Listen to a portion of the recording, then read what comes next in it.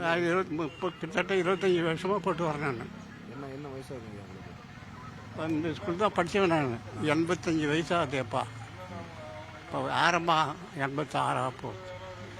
அதான் எவ்வளோ தூரம் நடந்து வந்திருக்கீங்க இங்கேருந்து? இங்கேருந்து 2 மைல். 2 மைல் நடந்து வருங்க. ஓட்டு போடுறது எந்த அளவுக்கு முக்கியம் நினைக்கிறீங்க? ஏன்னா நடந்து வந்திருக்கீங்க, எவ்வளோ கஷ்டப்பட்டு நடந்து வந்திருக்கீங்க, எந்த அளவுக்கு முக்கியம் நினைக்கிறீங்க ஓட்டு போடுறது?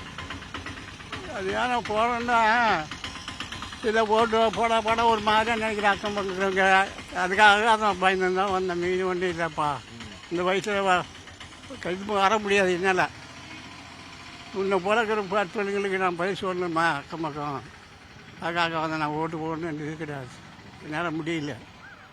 சரிங்க.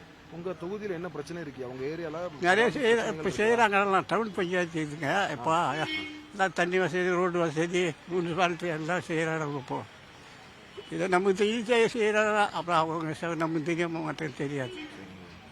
இப்போ நிறைய பேர் சின்ன சின்ன பசங்கள்லாம் ஓட்டு போட வராமல் இருக்கிறாங்க. அவங்களுக்குலாம் நீங்கள் என்ன சொல்ல விரும்புகிறீங்க?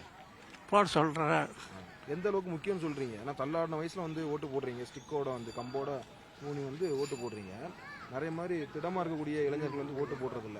வரமாட்டானுவா என்ன சொல்ல முடியாது. அவங்களெல்லாம் இந்த காலத்தில் ஒருத்தர் பதில் சொல்ல முடியாது. அப்பா 100 வயசு நல்லவங்களுக்கு சொல்லலாம் எடுத்து. இப்போ இருக்கிற பிள்ளைங்களுக்கெல்லாம் பதில் சொல்ல முடியாது. ஆம்பளை பொம்பளை முன்ன மாதிரி உலகம் கிடையாது. அப்பா நைனா முன்ன மாதிரி கிடையாது. அது இஷ்டமாக எதுவும் சொல்ல முடியாது.